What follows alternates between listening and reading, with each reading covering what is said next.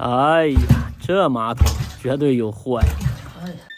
点赞一下，黄金万两。大家好，我是安中国小米哈。这个业主打电话好几天了，今天终于有时间过来给他看一下。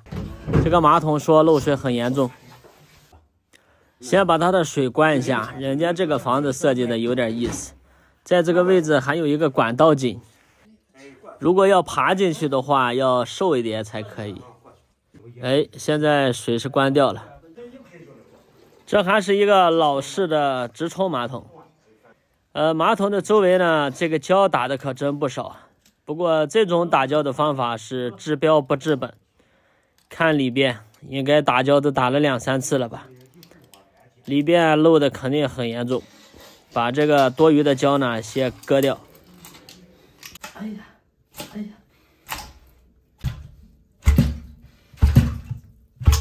看到这里，你们接受不了的可以绕过了。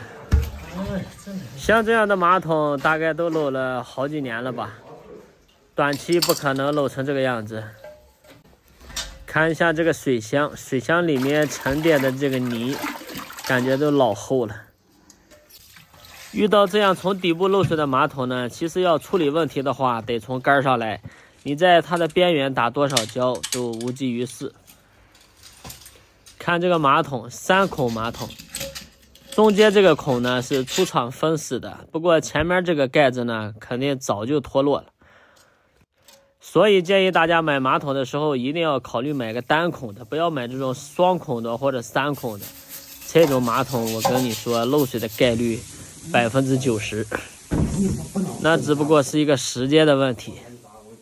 这个马桶底部脏成这个样子，哎呀，只能这样了，给它冲洗冲洗，要不然真的是没法下手。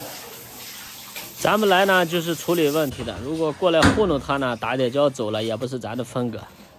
现在我们最主要的就是要把前面的这个孔呢给它堵好，这个孔堵不好的话，后期还是个漏。这个盖子是个塑料盖子，别看它10几年了，但是这个盖子还是没有问题的。坏掉的只是以前用的那种塑钢泥，所以说塑钢泥它只是临时可以，隔几年以后全都坏掉。用包装法兰那个塑料壳也套不上，找了这么个饮料桶，这个感觉也不合适。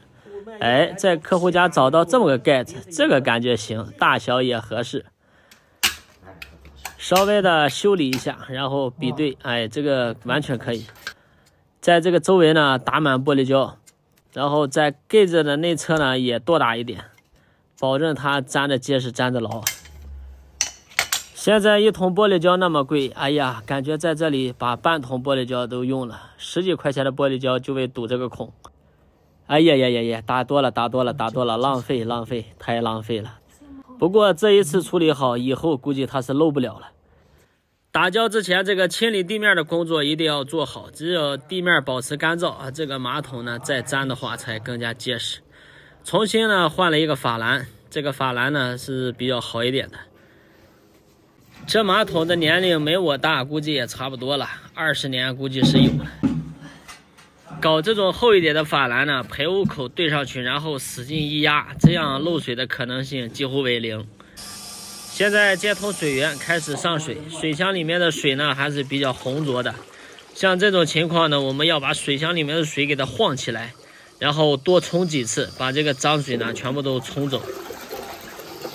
像这种老房子呢，它是没有装前置过滤器的，如果有泥沙的话，它都沉淀在马桶的水箱里。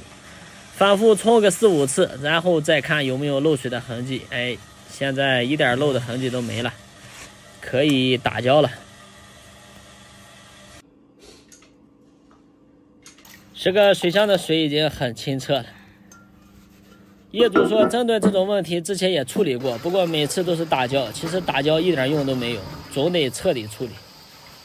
安装完毕，收拾工具准备撤退，不过我得好好洗洗手了。一次性的手套也买了，现在在家扔着，没有带车上。洗完手给大家看一下我的手，好多人说我的手不像干活的手，其实我平时还是注重保养的，所以我的手比较干净。想知道我是用什么保养的，我会打在评论区。